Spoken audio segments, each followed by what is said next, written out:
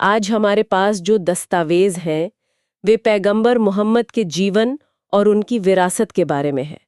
अक्सर जब हम ऐसे ऐतिहासिक व्यक्तित्वों के बारे में पढ़ते हैं तो हमें तारीखें और लड़ाइयाँ ही ज्यादा याद रहती हैं, पर इन दस्तावेजों में कुछ अलग है। ये उनके चरित्र, उनके उसूलों और उनके व्यवहार की एक बहुत ही विस्तृत सूची है। बिल्कुल। और ये सूची सिर्फ तारीफों का एक पुलिंदा नहीं है। ये समझने की एक कोशिश है कि एक इंसान के जो व्यक्तिगत गुण होते हैं वो कैसे उसकी शिक्षाओं में ढलते हैं और फिर कैसे वो शिक्षाएं एक पूरे समाज और सभ्यता की नींव बन जाती हैं। तो आज हम इन्हीं दस्तावेजों की गहराई में उतरेंगे और समझने की कोशिश करेंगे कि ये अलग अलग गुण और सिद्धांत मिलकर एक पूरी तस्वीर कैसे बनाते हैं। हाँ, और ये भी देखेंगे कि ये बातें आज भी क्यों मायने रखती हैं। इन दस्तावेजों में बार बार PHB का जिक्र है, जिसका मतलब है peace be upon him and blessings. तो हम भी इसी सम्मान के साथ आगे बढ़ेंगे। तो चलिए शुरू करते हैं उनके व्यक्तिगत चरित्र से। इन कागजों में सबसे पहले ईमानदारी और भरोसेमंदी पर बहुत जोर दिया गया है। और ये सिर्फ कहने की बात नहीं थी।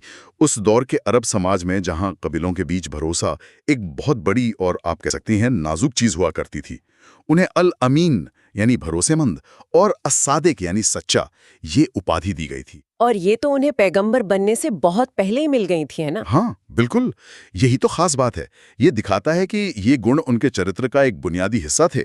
लोग, चाहे उनके दोस्त हों या दुश्मन, अपना सबसे कीमती सामान उनके पास अमानत के तौर पर रखते थे। ये दिलचस्प है।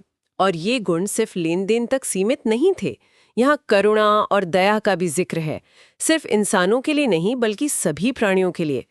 लेकिन जो बात मुझे सबसे ज्यादा हैरान करती है वो है मुश्किल हालात में धैर्य बनाए रखना। सामग्री में कहा गया है कि उन्होंने ज्यादतियों के बावजूद बदला लेने से परहेज किया। हाँ, और यहाँ धैर्य का मतलब चुपचाप सहना नहीं है। ये एक सक्रिय गुण है। जब आपके पास बदला लेने की ताकत हो तब माफ करने का फैसला लेना वो एक अलग स्तर का चरित्र दिखाता है। जैसे मक्का पर जीत के बाद। बिल्कुल, मक्का पर जीत हासिल करने के बाद उन्होंने अपने उन दुश्मनों को आम माफी दे दी जिन्होंने उन्हें और उनके साथियों को सालों तक सताया था। इन दस्तावेजों के मुताबिक ये एक ऐसा पल था जिसने कई लोगों के दिल बदल दिए थे।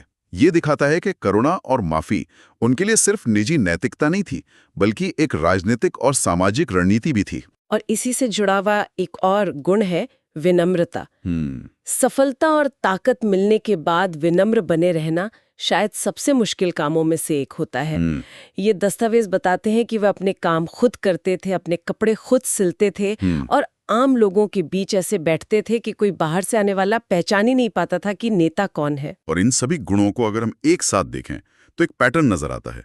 ये कोई संयोग नहीं है, ये गुण एक दूसरे को मजबूत करते हैं। जैसे बिना विनम्रता के न्याय कठोर हो सकता है और बिना करुणा के ताकत जुल्म बन सकती है। तो असली बात यह है कि उनका प्रभाव किसी एक गुण में नहीं बल्कि इन गुणों के आपसी संतुलन में छिपा था।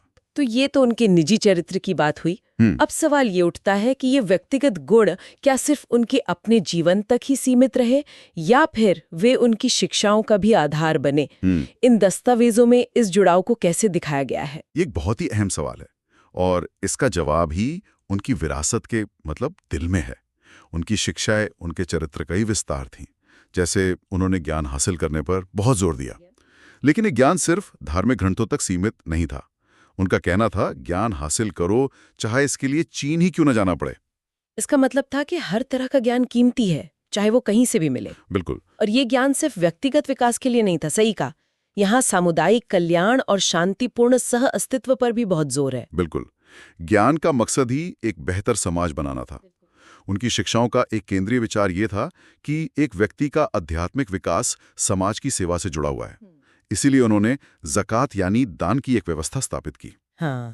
ये सिर्फ गरीबों को भीख देना नहीं था बल्कि ये एक संस्थागत तरीका था जिससे समाज में दौलत का बंटवारा हो सके और जरूरतमंदों की मदद की जा सके। एक तरह का सामाजिक सुरक्षा जाल। एकदम सही। इतना ज्यादा निर्भर था, बहुत ज्यादा। उस दौर में जहां धोखा देना आम बात हो सकती थी, उन्होंने एक ऐसा नैतिक ढांचा दिया जिसने व्यापार को भरोसे पर आधारित बनाया। लेकिन एक और बिंदु है जो मुझे बहुत आधुनिक लगता है, पर्यावरण संरक्षण का समर्थन। अच्छा। हाँ, ये दस्तावेज बताते हैं कि उन्होंने पानी जैसे प्राकृतिक संसाधनों को बर्बाद करने से मना किया, यहाँ तक कि इबादत के लिए वजू करते समय भी। कमाल है। और उन्होंने पेड़ों को बेवजह काटने से भी रोका। ये बात तो वाकई हैरान करने वाली है। आज जब हम जलवायु परिवर्तन और सस्टेनेबिलिटी की बात कर रहे हैं, तो ये सोचना कि 1400 साल पहले कोई इन उसूलों की बात कर रहा था, अपने आप में बहुत बड़ी बात है। ये दिखाता है कि उनकी सोच कितनी दूरदर्शी थी। हाँ, और ये उनकी शिक्षाओं के एक और पहलू को उजागर करता है, संतुलन। मतलब प्रार्थना और ध्यान के जरिए आध्यात्मिक दुनिया से जुड़ना और साथ ही साथ पर्यावरण और समाज की जिम्मेदारियों को भी निभाना। उनकी शिक्षाओं में दुनिया को छोड़ने की बात नहीं है, बल्कि दुनिया में रहते हुए उसे एक बेहतर जगह बनाने की बात है। तो हमने उनके चरित्र और उनकी शिक्षाओं को देखा, लेकिन अक्सर नेताओं की कथनी और करनी में फर्क होता है। इन दस्तावेजों में उनके निजी आचरण के बारे में, मतलब उनके रोजमर्रा के व्यवहार के बारे में क्या बताया गया है?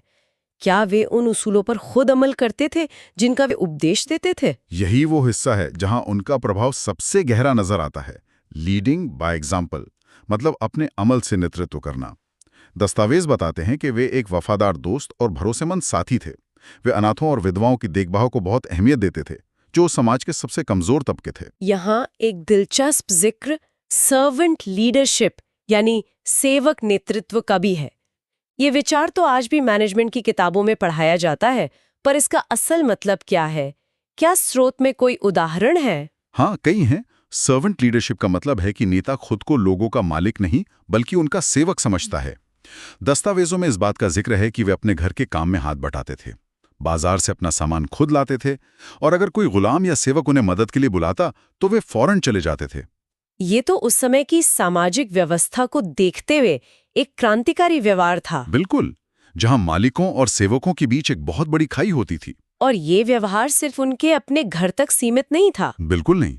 बातचीत में भी वे बहुत विनम्र और सम्मानजनक थे। कहा जाता है कि वे किसी से हाथ मिलाते थे तो तब तक अपना हाथ पीछे नहीं खींचते थे जब तक दूसरा व्यक्ति खुद अपना हाथ न हटा ले। हाँ, ये छोटी छोटी बातें हैं, लेकिन ये सामने वाले को सम्मान देने का एक बहुत शक्तिशाली तरीका है।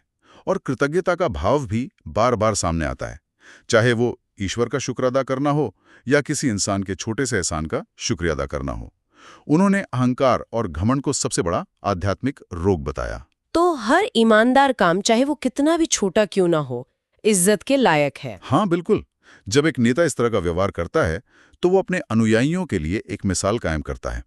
उसका असर किसी भी भाषण या आदेश से कहीं ज्यादा गहरा और स्थायी होता है। तो ये साफ है कि उनका निजी आचरण उनकी शिक्षाओं का ही एक प्रतिबिंब था। हाँ। अब हम आखिरी और सबसे बड़े हिस्से पर आते हैं, उनका नेतृत्व और उनकी स्थायी विरासत। एक व्यक्ति के तौर पर वे ईमानदार थे, एक शिक्षक के तौर पर उन्होंने नैतिक सिद्धांत दिए, लेकिन एक नेता के तौर पर उन्होंने इन सबको जमीन पर कैसे उतारा?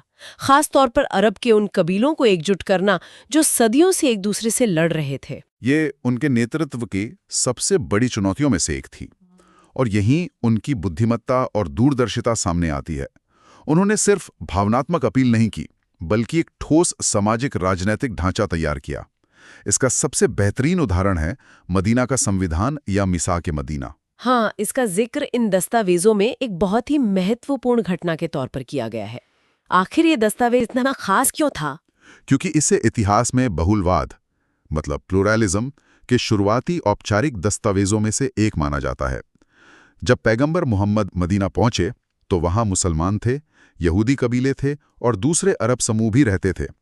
ये संविधान उन सभी समूहों को मिलाकर एक उम्मा या समुदाय बनाने का एक समझौता था। एक समझौता? हाँ, इसमें साफ तौर पर लिखा गया था कि यहूदी अपने धर्म का पालन करने के लिए आज़ाद हैं और मुसलमान अपने धर्म का, और बाहरी हमले की सूरत में सभी मिलकर शहर की रक्षा करेंगे। तो इसने एक ऐसे समाज की नींव रखी जहां अलग अलग धर्मों के लोग बराबर के नागरिक अधिकारों के साथ रह सकते थे। बिल्कुल, ये उस जमाने के हिसाब से एक बहुत ही प्रगतिशील विचार है।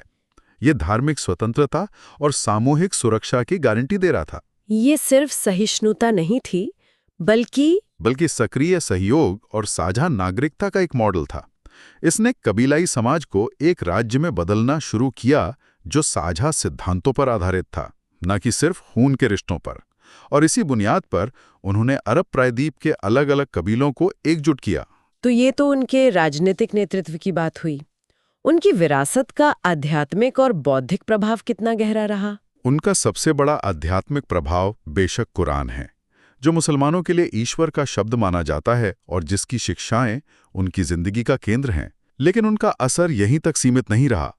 उन्होंने ज्ञान की जो लौ जलाई थी, उसने आने वाली सदियों में इस्लामी सभ्यता में विज्ञान, गणित, चिकित्सा और दर्शन के एक सुनहरे दौर को जन्म दिया। बगदाद और कोर्डोबा जैसे शहर ज्ञान के केंद्र बन गए। हाँ, और ये सीधे तौर पर उनकी इस शिक्षा का नतीजा था कि ज्ञान हासिल करना हर मुसलमान मर्द और औरत पर फर्ज है। तो अगर हम इस पूरी चर्चा को समेटें तो एक ऐसी तस्वीर उभरती है जहां व्यक्तिगत ईमानदारी से शुरू हुई एक यात्रा सामाजिक न्याय, बहुलवाद और ज्ञान की खोज को प्रेरित करने वाली एक वैश्विक विरासत में बदल जाती है। हाँ, इन दस्तावेजों से जो सबसे बड़ी बात सामने आती है वो है इन सब चीज़ों का आपस में गहरा जुड़ाव। व्यक्तिगत चरित्र, सार्वजनिक शिक्षाएं, निजी व्यवहार और राजनीतिक नेतृत्व, ये अलग अलग हिस्से नहीं हैं। उनकी विरासत ये दिखाती है कि एक बेहतर समाज की नींव बेहतर इंसानों से ही रखी जा सकती है। व्यक्तिगत नैतिकता और सामुदायिक कल्याण को एक दूसरे से अलग नहीं किया जा सकता। बिल्कुल। ये एक बहुत ही शक्तिशाली विचार है। तो इन सभी दस्तावेजों को खंगालने के बाद हमने पैगंबर मोहम्मद के चरित्र के कई आयामों को समझा। एक व्यक्ति, एक शिक्षक, एक समाज सुधारक और एक राष्ट्र निर्माता के रूप में। और ये विश्लेषण हमारे लिए एक विचार छोड़ जाता है कि किसी एक व्यक्ति का चरित्र, उसकी शिक्षाएं और उसका नेतृत्व किस हद तक इतिहास की धारा को मोड़ सकता है। और आज की दुनिया में जहां नेतृत्व को अक्सर सिर्फ ताकत और दौलत से आंका जाता है, क्या व्यक्तिगत नैतिकता और सेवाभाव पर आधारित नेतृत्व का ये मॉडल हमें कुछ सिखा सकता है?